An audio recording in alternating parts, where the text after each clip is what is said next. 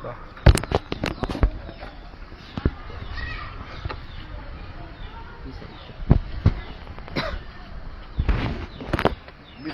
রহমানির রহিম।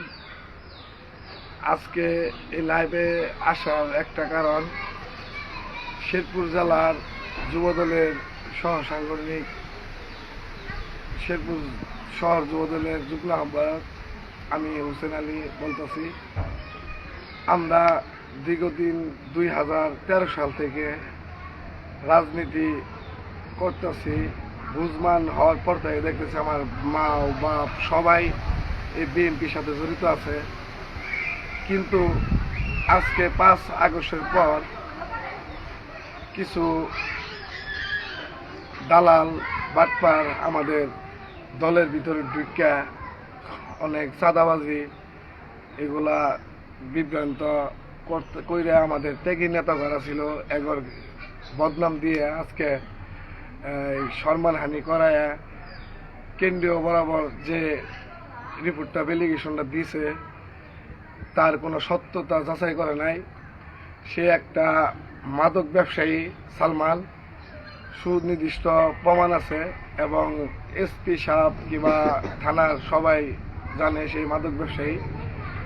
আমি তার কাছে যদি কোনো প্রকারে কোনো চাঁদা চায় থাকি, যদি কোনো সুনির্দিষ্ট প্রমাণ দেখাইতে পারে, তাহলে আমি বলছি যে আমি সাংবাদিক প্রেস ব্রিফিংয়েও বলছিলাম যে আমি উপযুক্ত যে শাস্তি আইনের প্রক্রিয়া আছে আমার দিব, আমি তা মাথা পাইতে নিব। যদি আমার এটার জন্য আমার কারাবরণ করণ লাগে তাও আমি মাথা পাইতে নিব। কিন্তু একটা দুঃখের বিষয় হলো সবসময় কেন আজকে আমাদের 4 নং ওয়ার্ড যারা আমরা দল করছি বিএনপি, আজকে ব্যানার পোস্টার আন্দোলন সংগ্রাম সকল কিছু আমরা করে গেছি, কিন্তু আমরা কোনো সময় কোনো লাভবতী হয়নি। আমার দলকে আমরা ভালোবাসি বিদায় জন্য আমরা করছি। কিন্তু আপনাদের কাছে একটা অনুরোধ, আমি শেরপুর জনগণের কাছে যদি কোনো অপরাধ করে থাকি কিংবা কোনো জায়গায় চাঁদা নিয়ে থাকি কিংবা কোনো জায়গায় কোনো কিছু হুমকি দিতে থাকি, তাহলে মনে করেন যে আমার উপযুক্ত শাস্তি এটা আপনারা জনগণের দিবেন। আজকে 2019 সালে দুর্ভোগ করোনার সময় আমাদের উপর একটা অত্যাচার নিপীড়ন গেছিল। এই সময় আমাদের বাসায় থেকে মার দূর করে খেদাই দিছে। খেদাই দেওয়ার পর আমরা এক রাত রাস্তায় ছিলাম। এখন যারা আওয়ামী লীগের দোসর আছে, এরা কিছু লোক এই গ্রুপিংয়ের জন্য আজকে আমার যে অপবাদটা হয়েছে, আমি তা যুবদল কর্মী হিসাবে না, আমি বাংলাদেশের একজন সাধারণ নাগরিক হিসাবে আমি এটার কোনো প্রতিবাদ করার পরেও আমি কোনো রেজাল্ট পাইলাম না। তা আমি বেশ করে বলতে চাই, যদি আমি কোনো অপরাধযোগ্য কোনো কাজ করে থাকি তাহলে আমি নিজেই বলছি যে আমি শাস্তি পাওয়ার যোগ্য।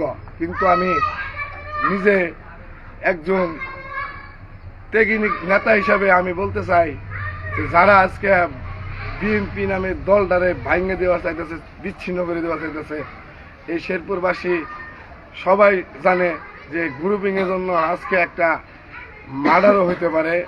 এবং কি আমাদের বাদল হত্যা যে মামলা আছে, 17 বছর কোনো সময় একটা ফুলের টুকরা দিতে পারে না কেউ। আজকে দেখেন তার কিরম নির্মম মৃত্যু হয়েছে।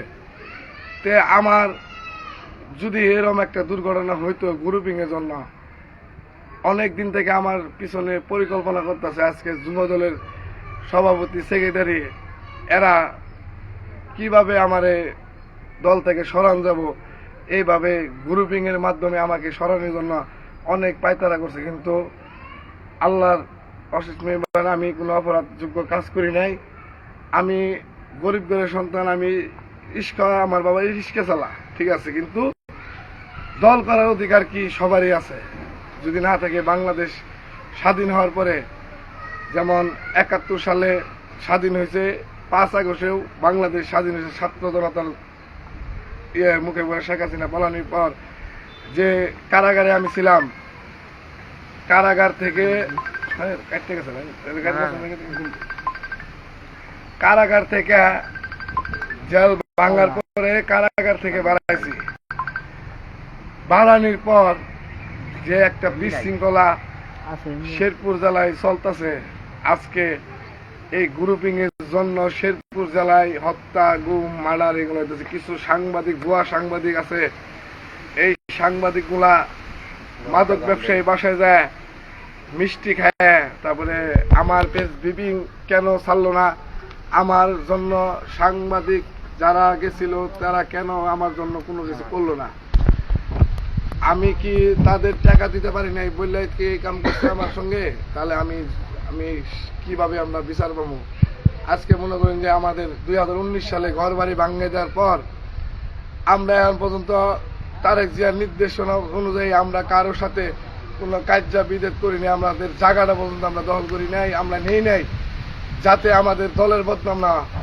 আজকে আমার জন্য দলের বদনাম হইলে আজকে সারা বাংলাদেশের জন্য কলঙ্ক, বিএনপির জন্য কলঙ্ক। আমি চাই আমার সম্মান যাতে আমি ফিরে পাই এবং আমি সঠিক তদন্তের মাধ্যমে যাতে এই রেজাল্টটা আমার আসুক, আর যার আসুক আমি মাথা বাইতে নিব। কিন্তু আমি বেশ করে বলতে চাই যে শেরপুর জেলা বিএনপির আহ্বায়ক কমিটি আমরা সকলেই মাইনে নিছি, নেওয়ার পরে আজকে যারা মাইনে নেয় নাই তারা আজকে এই কাজগুলা করতেছে। বাদল ভাইয়ের মতন আমাকে হত্যা করার মতন পরিকল্পনা ছিল তাদের, কিন্তু তারা পারে নাই। আমার দক্ষতা, আমার রাজনীতির দক্ষতা, আমার সঙ্গে মানুষের মিলামিশার কারণে আজকে তারা পারে নাই। অনেক আন্দোলন সংগ্রাম আমরা করছি, কিন্তু যাদের আজকে এই চাঁদাবাজি করতেছে তাদের কোনো দিন আমরা দেখি নাই 17 বছরে যে একটা লোক ব্যানার ধরে কোনোদিন জিয়ার সৈনিক করে স্লোগান দিছে। আর আমরা সারা জীবন স্লোগান দিতে দিতে আজকে আমাদের কথাও মনে হয় জিয়া রহমানের মতন।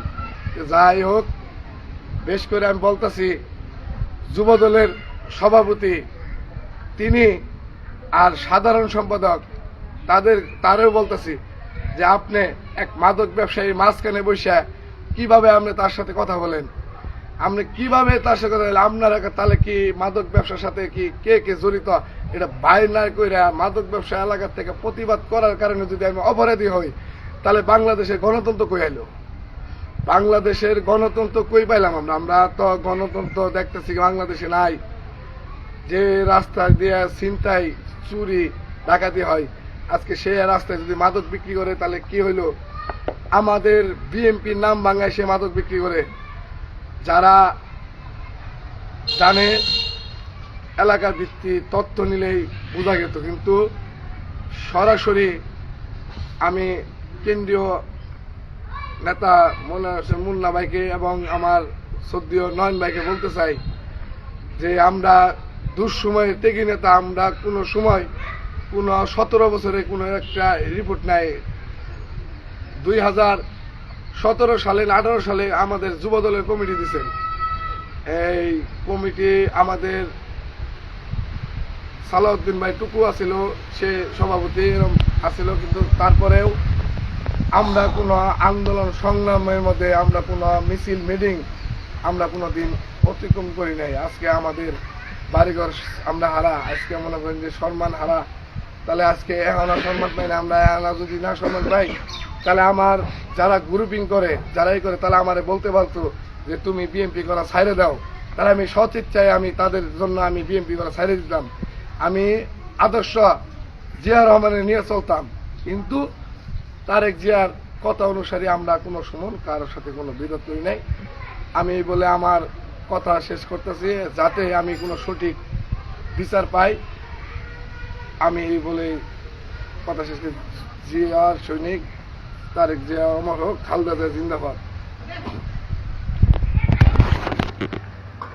ঠিক আছে না? যখন কইলাম না যে মাদক ভালো লাগছে ওদেরকে আর